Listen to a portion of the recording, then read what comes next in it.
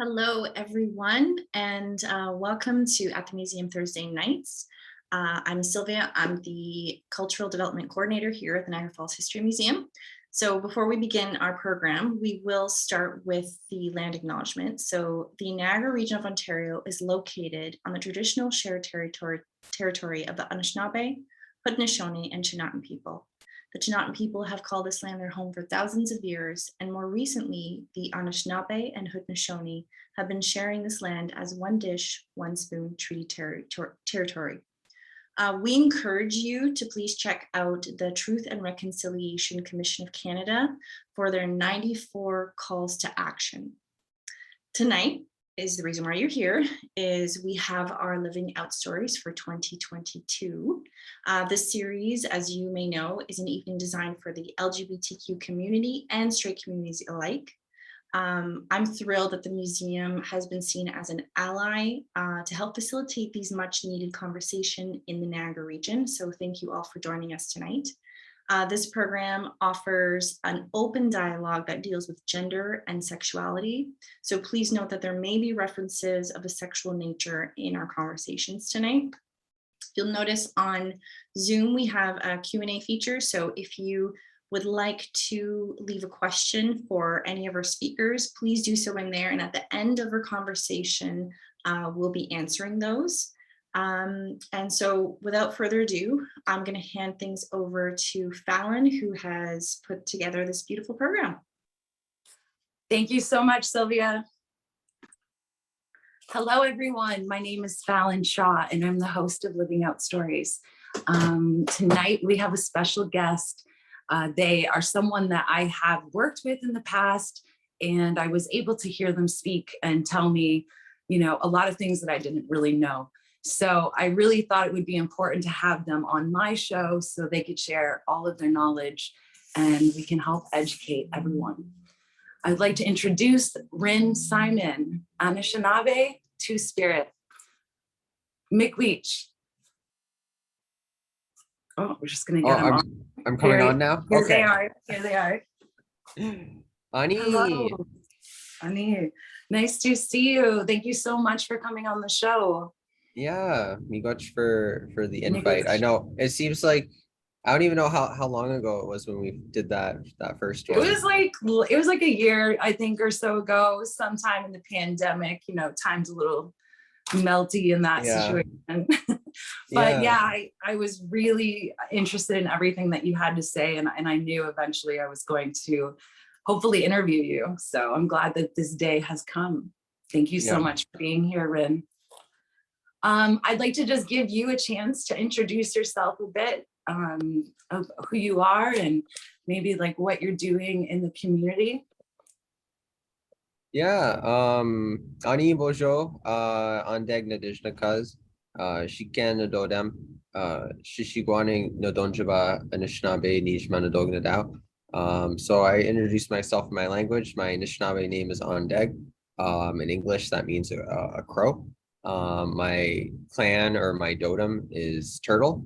My family's community, we're from the community of Shishiguaning, which is on the west coast or the west side of Manitoulin Island in Lake Huron. And I am Anishinaabe Two-Spirit. So that was just a little bit of how we're taught to introduce ourselves, like covering like our name, our family, our place of origin, and kind of like who we are. Thank you. I think, is there anything else you have to say with that?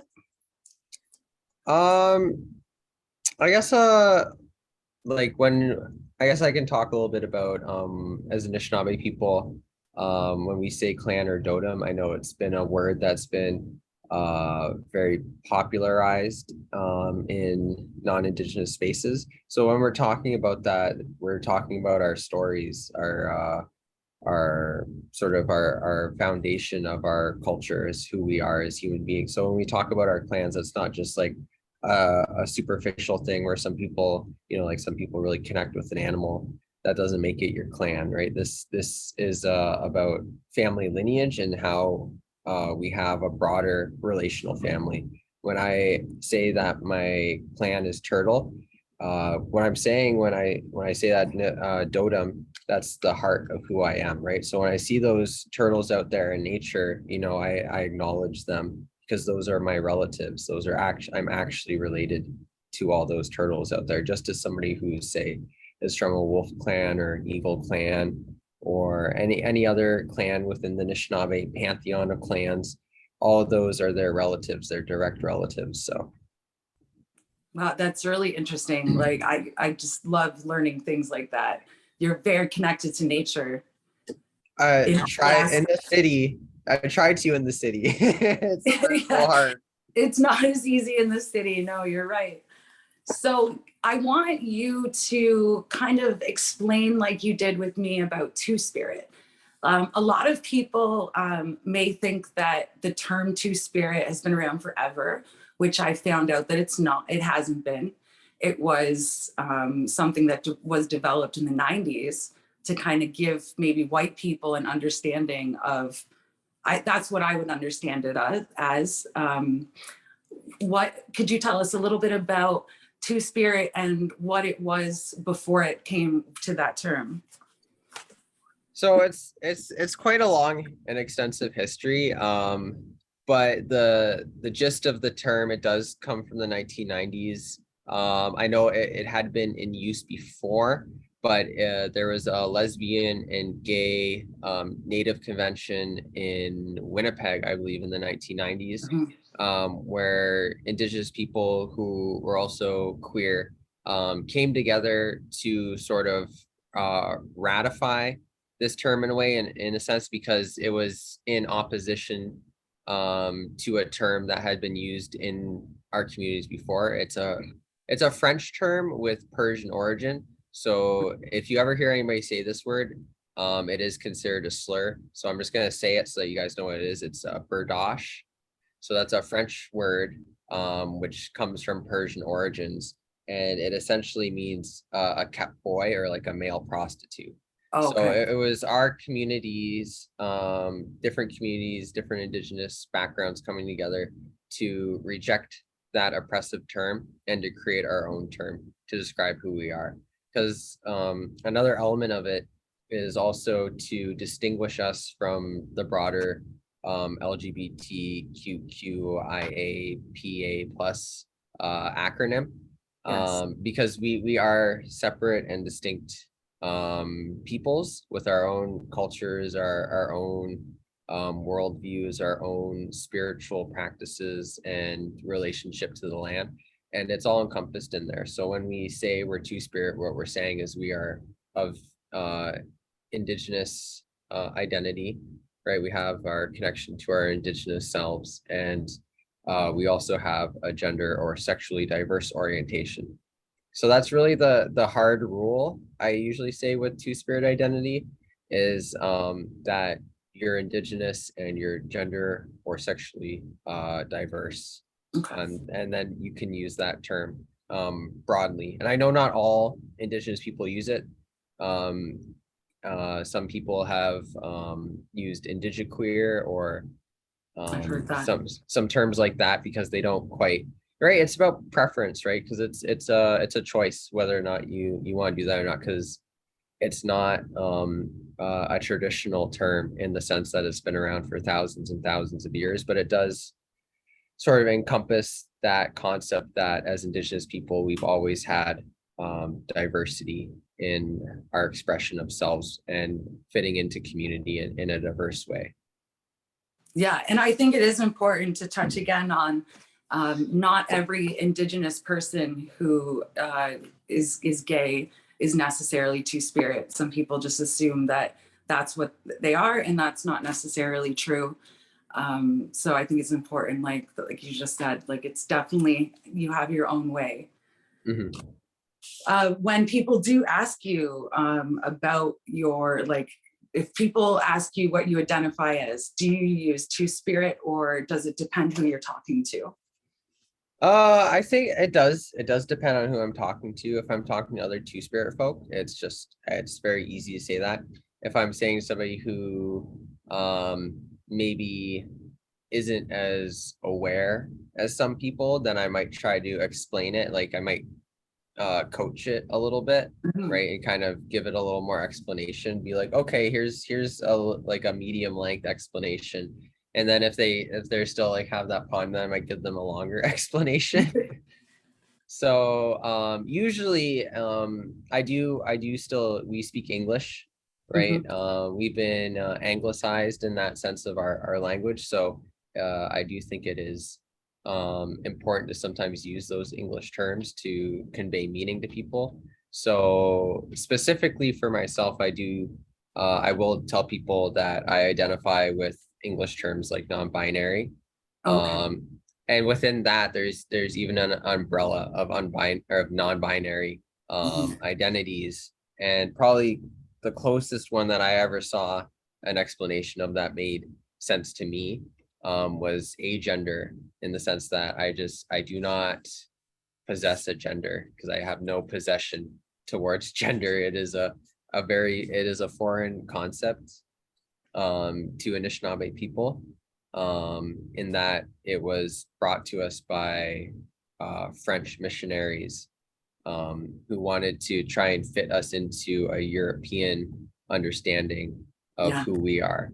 So it is, gender is a foreign concept. It doesn't exist in our language, and I'll argue all the way to That's the what moon I and back. actually wanted you to, because that is something that you talked about, how it doesn't exist in your language. Is like, Yeah. so how do you make that, how do you come through to make it English? And is that just what you've learned from different missionaries that have come and given it different names? Yeah, and a big part of that too is it comes from residential schools, because when they brought those children to residential schools, they had, girls on one side, boys on the other side, right? So there were gender diverse people, right? And we say gender in understanding that, we didn't have gender. So people of diverse orientations, who were children and brought to these schools were forced to go into one place or the other, right? Yeah. Based on biological sex. So it's an erasure of two-spirit identities during the residential school era. And not to mention, it also erases I forget what it is now. People are born physically on a spectrum as well, right?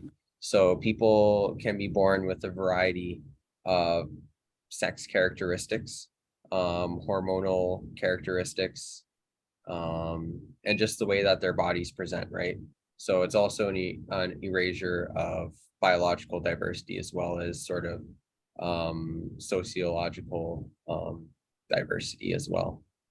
So that has a big impact on how we as Indigenous people see gender in a lot of ways.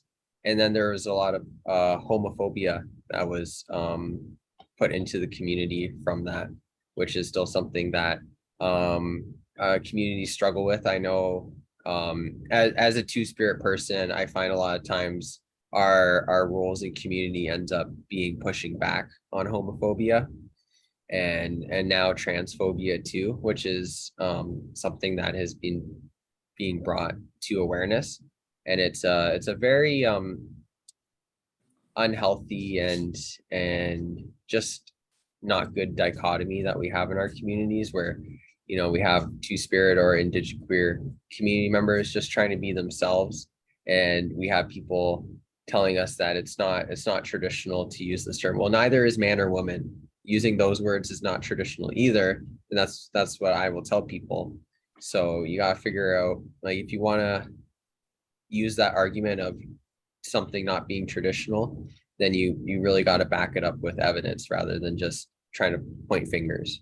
So that's some of the things that I try and push back against.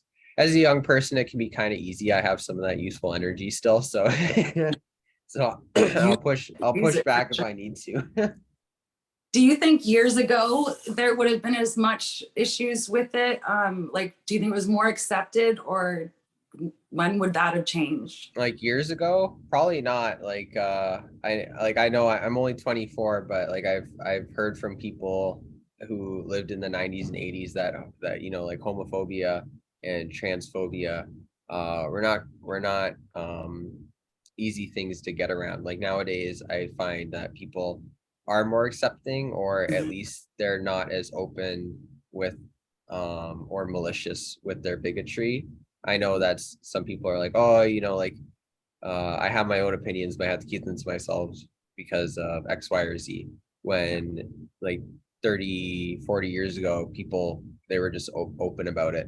It's the same thing with like racism, right? Like people are less willing to be racist now because they understand that there's social ramifications that come from that.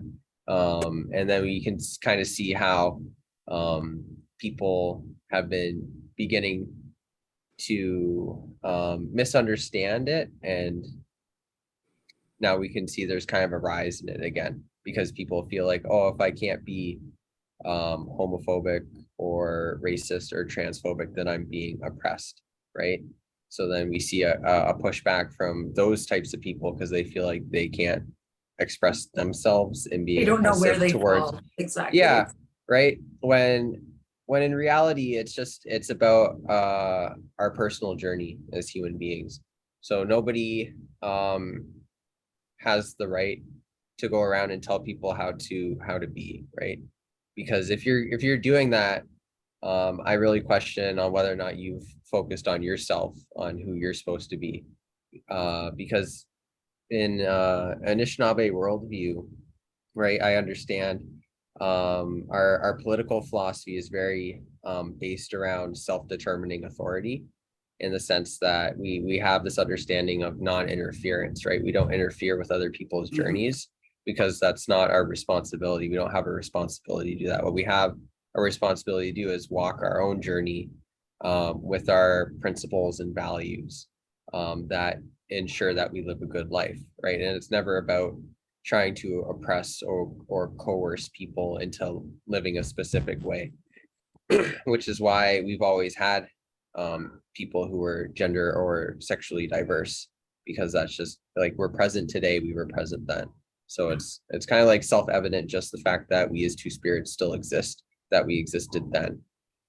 And there's very little historical data on two-spirit people. There are some like pretty well-known cases because they're very few and far in between, because a lot of times we were just written off or used as a reason for Europeans to colonize us, right? They're like, look at how terrible this is. They let a perceived man wear a dress.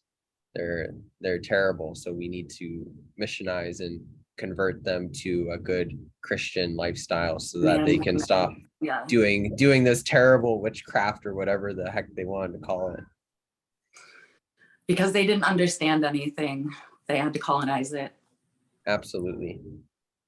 I want to ask you a little bit about your personal journey, if you're comfortable sharing. I don't know how old you are right now, but how old were you when you realized or started to understand more about yourself and that you were two-spirit? Yeah, so I'm 24 now. I have to remind myself because sometimes I feel ancient. But sorry, I have a little bit of a cold still. But you sound great. I think I was around 16 or 17, you know, like closer to the end of high school. I grew up in a Christian community, so it was heavily homophobic. So that was kind of like put in there in my brain to be like, oh, you can't, like, you know, you get so I realized I was bisexual, right? So that I had attractions to people kind of regardless of gender. And it didn't really matter that much, but because of my Christian upbringing, I always felt like, oh, you know, like you have to suppress that internally because that's not how you be a good Christian. So after I had broken away from the church and I just kind of figured things out on my own and just like spending time online, you know, like this was when Tumblr was still relevant. So a lot of queer youth hung out on Tumblr spaces and just kind of like talked about things. And it was just through that awareness and exposure and that connecting with people yourself. I was able to be like, okay, and then finding like a decent crowd of people who are accepting and aren't homophobic and stuff is how I figured that part of myself out. And then I really thought about like the whole gender thing, because I knew that I didn't really fit into like that male category super well in terms of gender, because I'm just different. So it's really about that spirit. Like, so I've come to different stages of understanding myself, and it really comes down to how your spirit is oriented, right? And that's how we are as Anishinaabe people. We're very oriented around that spirit, how we feel, right? So it's always starting from a place of feeling. So I feel like I'm two spirit because X, Y, and Z. So I am, if I choose to be in that, like if I choose to take on that term, then that's who I am, because that's how I feel. And nobody can tell me how I feel other than myself. So exactly. And don't ever let them. Right. A question about church. So that's something that you and I have in common that I didn't know. Same. Oh, fun. grew up in church, born again, then Pentecostal. And so I understand a lot about like having to like suppress and push down the feelings when you're younger. I was also about 16, 17 when I decided to kind of go my own way. And honestly, how, like, when you were finally able to start learning about who you really were, did you, like, how was that? Because the two things that you learn and then the new stuff, they obviously didn't coincide. Yeah, it was really hard, because especially not having like somebody in your life who's kind of like kind of like a mentor, right? Like somebody who teaches you like that, and you have to learn by yourself. And maybe you have like the internet, right? But it's not the same as like somebody who has that sort of lived experience, which is sort of I guess a ramification of the 1980s during the AIDS epidemic, where a lot of older queer folk, especially queer men, passed away from AIDS. So it was kind of like also seeing like because I don't like to be like super flamboyant. So it was like the perception in media is like, if you're queer, you're just super flamboyant and you're like very outgoing, and I'm like, I am very introverted, and I am not, like, especially in high school, like I trained my hair to split because my hair used to just sit in my face, right? Yes, So I was like basically hiding myself throughout most of my teenage years, yeah, including for myself. And that's why it was really hard to come to terms with that, because I also didn't want to necessarily face like homophobia, right? It's really scary. Like homophobia is scary. So I didn't want to have to deal with that. So I just like, you know what, I'll just think about it later, right? But it just keeps popping up in your head, and you're like, why am I like different? Why are people perceiving me as different? And then just not feeling comfortable in like telling people about it until you are. And then things sort of start to change, where you're like, okay, it's okay. Like I can tell this person, I can tell that feel like person. You can tell more people. Yeah, you slowly, and that's why I like the term where you're like letting people in necessarily, because it's not like you go up on the roof and you're yelling, I'm gay, or I'm bi, or I'm a lesbian or something, right? You're just slowly you're judging people, kind of like, okay, you're not going to be homophobic to me, so I'll let you in on this. You're safe. It's safety, right? It is a lot, and I feel like we're still like that, especially like youth are kind of worried about that. I know more youth, younger people who are like in their teens now are somewhat feel more safe and able to do that. And a lot of that comes to education, like somebody like me Sharing coming the out to do knowledge. this. Yeah. Just telling them like it's okay to express yourself, and anybody who tries to tell you otherwise is being oppressive, and they're in the wrong, because they're trying to take away your self-determining authority over yourself as a human being, and nobody can do that. Not even the government can do that, but they still do. So when you were younger, did you have kind of a safe place at home to be able to say who you were?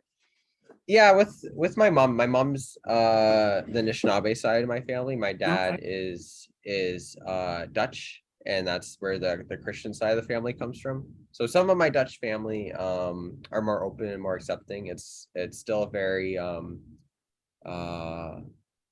guess you'd say old school, but you know, right, where it comes from the Bible. It comes from that terrible King James edition of the Bible where they changed that infamous verse in Leviticus that homophobes always quote, like Christian homophobes always quote. They're like, a man shall not lie with another man. And then I turn around and tell them, I'm like, well, that was purposely mistranslated. Actually, in the Hebrew text, it actually was referring to a man sleeping with a boy. So it's actually calling it pedophilia. So there's actually no reference to homosexuality in the Bible. So I'm sorry to burst your bubble, but you're just wrong. Oh, wow. I love that you were able to come back with that, because even some Christians have no idea that that's what it means, because they've been told this is what it means. It gets manipulated. Yeah, and that's like breaking away from Christianity. It really gave me a new perspective on it, because I still find it kind of interesting because so many people still like believe in it, and like they have their right to believe what they want to believe. But just for my own peace of mind, I'm like, I need to like kind of dive into it from like a third person perspective, kind of like not being religiously involved in it, but still understanding it, because so much of it still dominates our society, especially in Canada, right? Like we still, our government, everything. Yes. Yeah. Our government is a Christian government, so it is important to understand how that affects people's psyche, how it affects their politics, how they relate to the earth, how they relate to other human beings, right? So, and then especially coming into my culture more, just being exposed more to my culture as an Anishinaabe person, learning bits about my language, learning how to introduce myself, getting a Anishinaabe name, going out to ceremonies and stuff. It really shifted my perspective on a lot of that. So then understanding myself as a two-spirit person changed from just being non-binary and queer to also including a role within community, but also a role within that ceremonial life that we have as Anishinaabe people, which is where there is some pushback. I know one of my favorite authors, Leanne Simpson, she's an Anishinaabe Kwe author, and she wrote a chapter in her book, As We've Always Been. I think it was titled Grounded Queer Normativity. I was talking with a friend about this the other night, and they also love Leanne Simpson, so it's fresh in my mind. But essentially, she challenges a lot of the conceptions in our ceremonial practices and traditions around strict gender binary roles, where it's like the woman bring in the berries and they do the cedar, and then the men watch the fire, or you know, like the men do this, the women do that, the men do this, the women do that. But then it's us two spirits that are always like, well, what about me? What do I do? Right? I like, so what I've been doing with that is I pick and choose what I do, right? Like I tell people, I'm like, you can't tell me that I can't do this or can't do that, but I'm gonna do a little bit of both, right? To see where I feel comfortable in doing things, and just making sure that the people that I'm with understand that, because if they don't understand that, then I don't necessarily feel safe doing that kind of stuff with them, and I'm gonna go do it with somebody else. Another big thing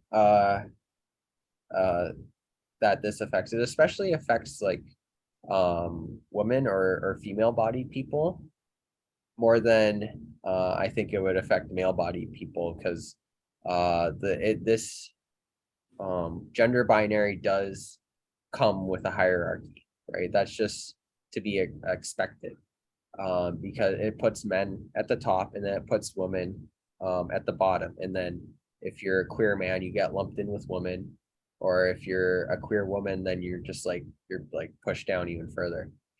But it doesn't have space in the binary for us two spirit folk, or at least that's how I feel. So it's really trying to get rid of that binary, right? I haven't done my research into like where exactly it came from yet, but that'd be interesting to It's like some eldritch horror came down from the sky and told us we have to live in this binary bubble. Yeah, the binary makes a lot of things difficult though. Yeah. So someone like me, I mean, I'm a lesbian, and some people say, are you a femme lesbian or are you a butch? And to me, it depends on which day you catch me. Like, it really does. Like, it's how I feel to be that day. And yeah, I think a lot of people have a hard time understanding if you don't fit into the box. Absolutely. Do you feel that with Two Spirit that now, like, do you have people in your community? Is there a, you know, like a group of non-binary type Two Spirit people that come together? Well, yes, like I think we're very much building that part of our community still, because it's different here in Niagara than it is in, say, somewhere like Toronto, right? I think Niagara is still catching up with what they call the horseshoe, right? With the greater horseshoe. And we're still building a lot of our Two Spirit community here, you know, like we're trying to get Two Spirit ceremonies down here. One of my favorite people, if you're listening, Lyndon, you're one of my favorite people.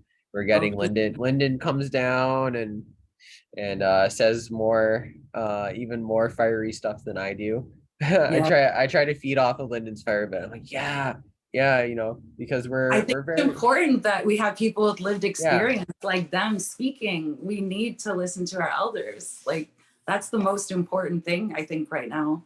Yeah, those people who have done that work before us, right?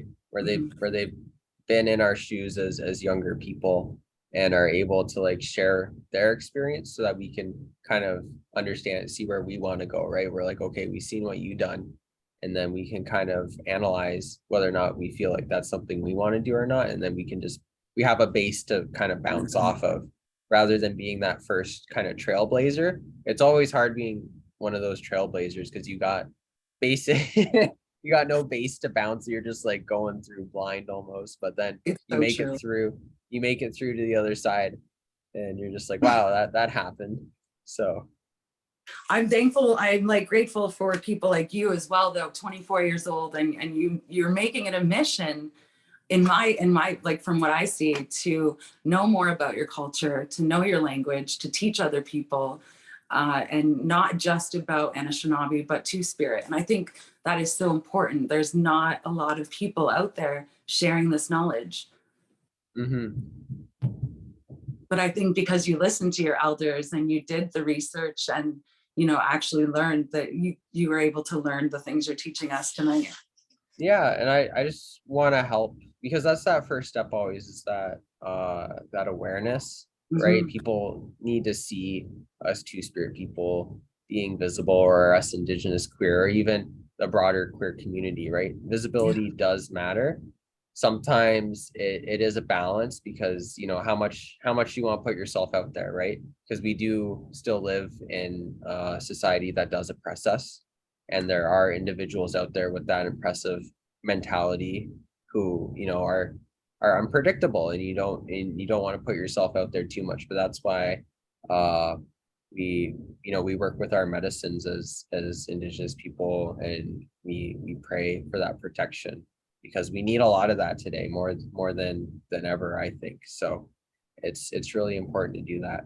On the thought of prayer, I did want to put my good thoughts and intentions out there for, there's women downtown St. Catharines tonight who are doing a Take Back the Night, right, against sexual violence and assault.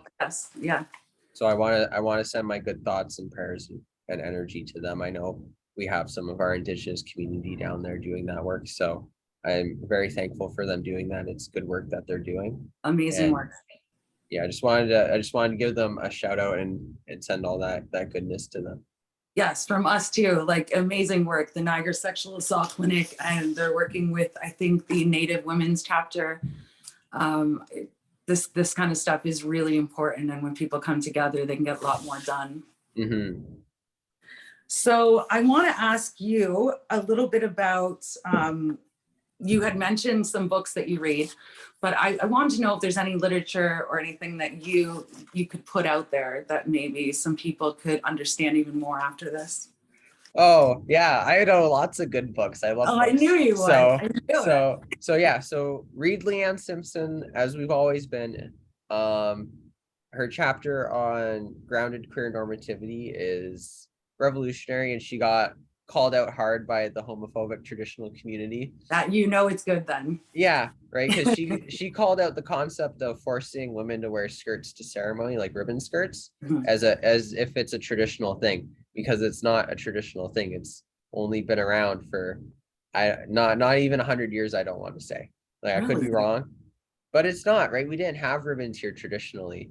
That was like one of our favorite trade items, though, were ribbons, right? Like the British and the French would trade us ribbons for like corn and stuff, because we thought they were really pretty, and we love that, and we incorporated that into our culture. But it's not like 1,000-year-old tradition. Like, I had no idea about that. I would have thought maybe a lot longer than 100 years. Yeah, I like, I'm not 100%, so don't quote me, but I do believe it started in the States a couple of decades ago, because I don't remember growing up seeing a lot of people with ribbon skirts, like as a young person, like a very young person.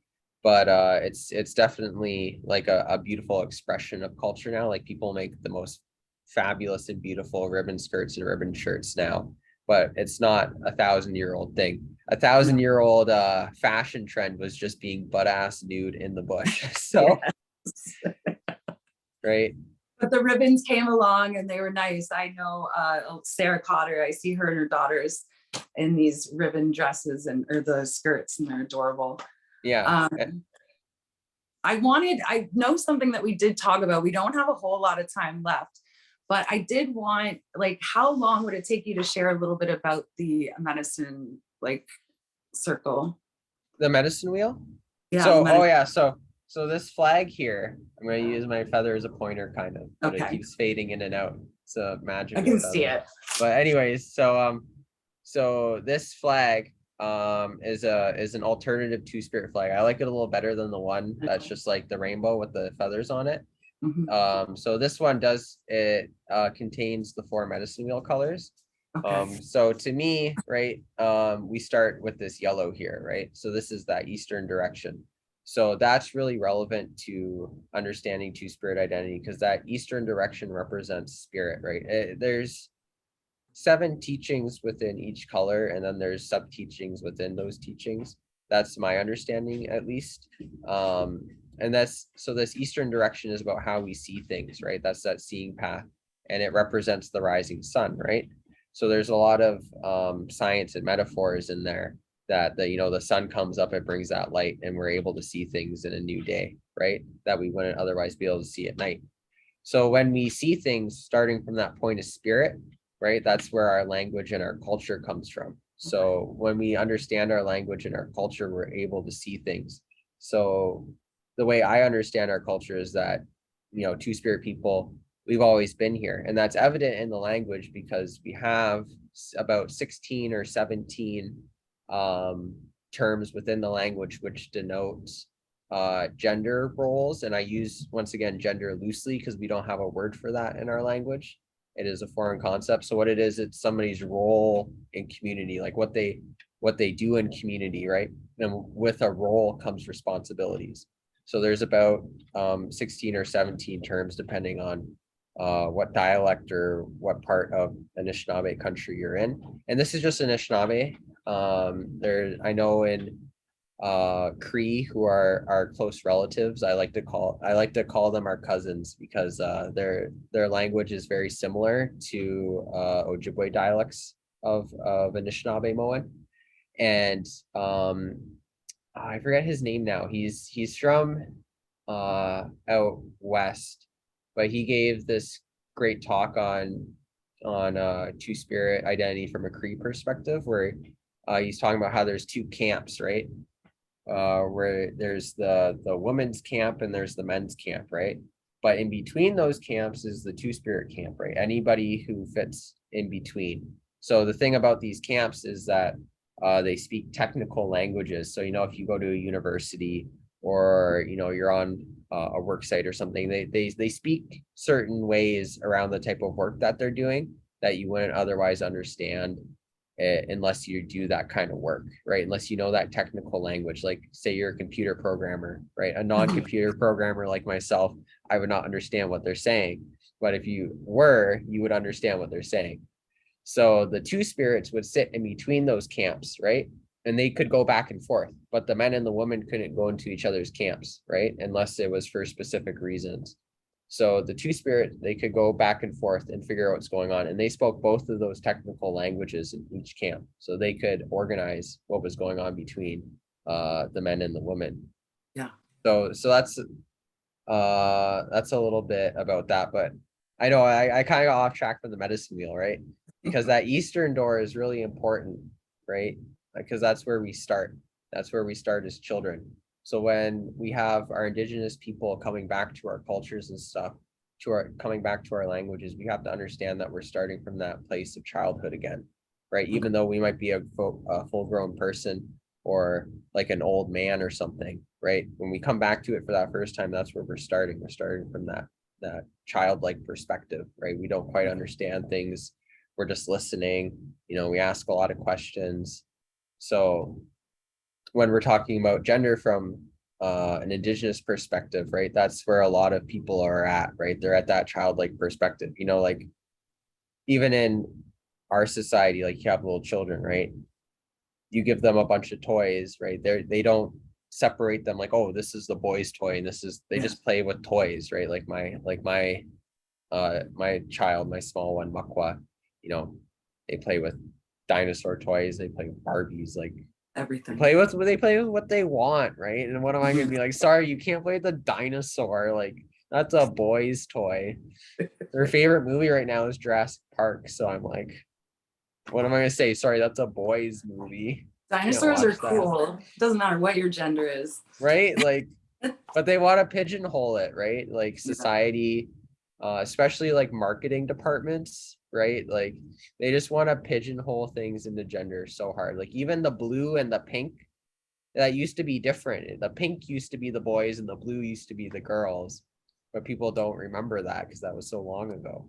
That was before they had colored cameras. So so they never would have known. It's all black and white. Yeah. So do we have any more that you want to talk about on the medicine wheel? I know I just got to the East, like this, like it is a very long teaching, but I think that is really important to understand that that's a really important part of it. That what we can call gender it's about a spiritual connection, right? It's about how your spirit feels and what you want to do in community and the types of roles and responsibilities you want to fulfill based on the sort of gifts and that spirit knowledge that you come into this earth with. Wow. Thank you so much what I got sharing that. I'm going to want to learn more about that. So that's the flag. That flag represents two spirit as well. Yeah, here, I'll move my head a bit. So there's the sun and the moon. Okay. Right? I like that. Which they represent that hot and that cooler sort of energy. I like to say that better than masculine and feminine. Yeah. Because it's not like, once again, it's kind of a false dichotomy. So hot and cold is good. I like that. Yeah. I like that. So we have some, I'm not exactly sure how many, but Sylvia is going to come out. And if we have any questions, we're gonna ask Rin or myself. Hi, Sylvia. Hello. Rin, I just want to say thank you so much for this presentation, this talk. I learned so much, so I'm sure our audience also learned so much. So you're an incredible speaker. Please come back anytime. This was thank you. Awesome. Yes, incredible. So get ready. Okay. So the first question is, what are pronouns for two spirit? So within English, right, we have three pronouns: he, him, she, her, they, them. I use they, them within an English context. For the Anishinaabe language, and I'm only speaking Anishinaabe language because that's all I feel comfortable talking about tonight. Mm-hmm. We have a universal third person pronoun. So it's used for everything third person. There's no gender distinction at all. And the pronouns are incorporated within the word. so as a prefix. So that's how pronouns work in Anishinaabe-Moan. But for a two-spirit person, it depends, right? They can make that preference in English. Like I've made that preference in English to use they, them to sort of represent that neutral term within my own language. So I hope that answers the question. Thank you. Okay, and then the other question I have is, do all indigenous tribes view two-spirit the same way? I'll say no, because we all come from very distinct cultural backgrounds with our own languages, and it is like culture is extremely land oriented when it comes to indigenous cultures. So you can just think about the diversity of landscapes across North America, Turtle Island. Not even all indigenous people call this Turtle Island. So just over here in the sort of like what they call the Eastern Woodlands biome, a lot of us do call it Turtle Island, but if you go down south, like they don't have those same stories. So it's just to understand like where we are. It's like going to Europe or Asia or Africa and trying to say that everybody there views everything the same, right? So no, like I would say they don't, because they would have their own terms, their own societal structures and governance systems and spiritual practices and ceremonies. So most definitely not.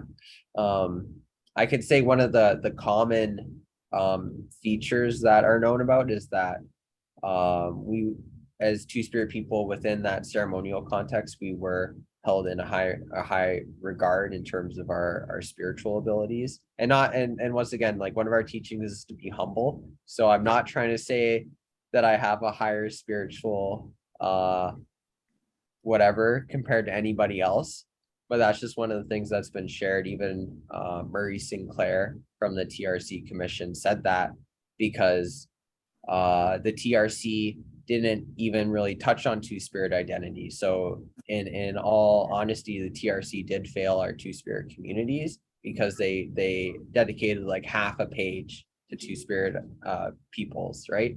So he at the one of the hearings, that's what he was saying, right? Because I agree with what Lyndon was saying, where he probably was like, oh crap, we forgot to really dive into two-spirit people. So I'm just gonna say something really quick to try and help this out a bit, but he definitely does make sense when he says that, even with my own experience going to ceremonies and things. So Okay, we have a question from Cheryl Suleiman.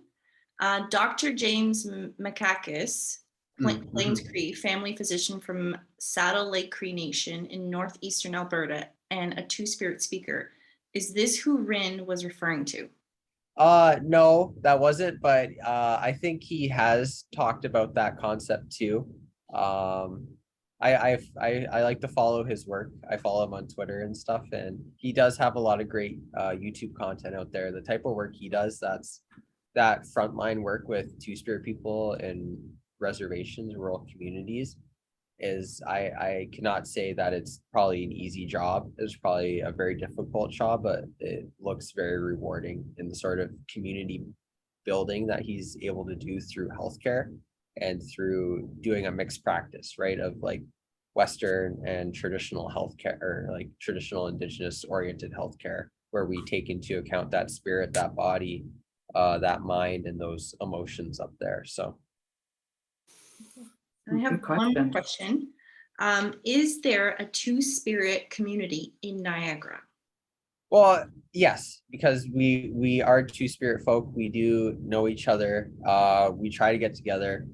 Recently, we just started Rainbow Warriors at the Niagara Regional Native Center, where we had Lyndon George from Hamilton come down to do a speaking engagement with the community. And that was open to everybody, right? I'm very much in a way of thinking about organizing that as two-spirit people, we do need our own spaces, right? Where we can say, no, this is just two-spirit, right? Like we do that with ceremonies, and people understand that. So when we have like meeting spaces, you know, we just put a sign on the door that says closed session, two spirits only, or something. And we know who each other are, right? So yes, if you want to get to know us, then you come out to community events, you get to know us, and we get to know you and stuff, because we're always hoping to include more two-spirits into our community, because I know there's more out there, right? But once again, it's sometimes hard connecting with culture, especially when we've been so disconnected, and people they don't really understand it as well as they want to, right? And they're searching, and sometimes it's hard to find things, right? I know it took me a while to find all the right information to make sense for me. So do you think reaching out to the Niagara Regional Native Center is a good start if you're trying to find people you can connect with? Yeah, absolutely. So like I do help with organizing Rainbow Warriors. I know they've been trying to get it going for a long time. I want to thank Sam Wilding. Sam is one of our allies at the Native Center, who's been really trying to get that going for a long time before I started working there. So I just want to give kudos to Sam for putting in all that energy. Great. Well, we included that in a resource that's going to be showing at the end, so people will be able to check that out. I want to thank you so much. I learned a lot more from you. I didn't even think that was possible. I learned so much the first time I heard you speak. Really appreciate it.